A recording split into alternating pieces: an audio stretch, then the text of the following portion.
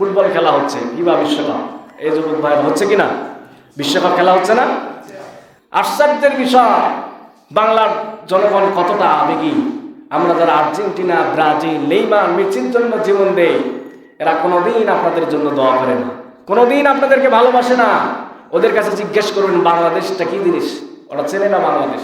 অথচ তাদের জন্য জমি বিক্রি করে আর্জেন্টিনার পতাকা লটকেছে কিনা? এক মুরব্বী দেখলাম নিজের জমি বিক্রি করে 7.5 কিলোমিটার পতাকা বানাইছে। আরেক বেয়াকুবকে দেখলাম কিস্তির লোন তুলে নিজের ভ্যান গাড়ির ডিজাইন করছে আর্জেন্টিনা। নাউজুবিল্লাহ জোরে বলেন।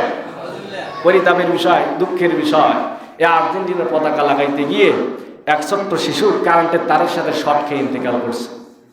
চিন্তা করছেন কত বিপদ? গত পরশু দিন দেখলাম বেগম রোকেয়া ভার্সিটির সামনে এক যুবক, ওর ড্রেসে যা আছে সব আর্জেন্টিনা ডিজাইন, ওর লুঙ্গিটাও আর্জেন্টিনা। চিন্তা করছেন কি ভালোবাসা, কি প্রেম, কি মহাব্বত। অথচ রসুলুল্লাহ বিরুদ্ধে যদি কেউ কথা বলে, রসুলুল্লাহর জন্য এই ভালোবাসা আমাদের কাজ করে না। ঠিক না ব্যাটিক বলেন? রসুল বলছেন যতক্ষণ পর্যন্ত তোমরা মুমিন নও, যতক্ষণ না তোমাদের সন্তান, সম্পদ, যত যা কিছু সব কিছু আমি রাসূলকে বেশি ভালোবাসি। রসুলকে ভালোবেসে কোনোদিন কি এরকম কোনো মসজিদ সৃষ্টি করেছি আমরা? করি নাই। অথচ কোথায় ইহুদি, খ্রিস্টান, ব্রাজিল, আর্জেন্টিনা, ওরা তো ইহুদি, ওরা তো খ্রিস্টান, ওরা আমাদের শত্রু। আল্লাহ বলছেন তোমরা ইহুদি আর খ্রিস্টানদেরকে বন্ধুরূপে গ্রহণ করো না। আজকে আমরা সেগুলি করছি। সম্মানিত উপস্থিতি, আপনাদের সন্তানদেরকে বিরত রাখবেন, খেলাধুলা দেখবে, আনন্দ ফুর্তি করবে, তবে মাত্রা অতিরিক্ত করা যাবে না, লিমিটের মধ্যে রাখতে হবে আমাদের। কেন আর্জেন্টিনার পতাকা বানাইতে গিয়ে কেন আমাকে জমি বিক্রি করতে হবে?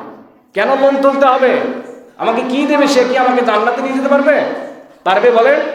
জান্নাতে নিয়ে যেতে পারবে? আপনি যদি কয়েক বিঘা জমি বিক্রি করেও যদি পতাকা বানান, এটা কি নাজাতের জন্য কোনো কাজে আসবে? আসবে না।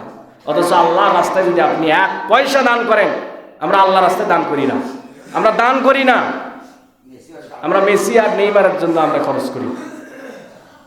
জার্সি কিনে না দিলে সন্তান ভাত খায় না, আছে না এরকম? সম্মানিত হাজির, আল্লাহ রাব্বুল আলামিন এই জাতিকে এগুলো থেকে হেফাজত করুক বলে আমিন।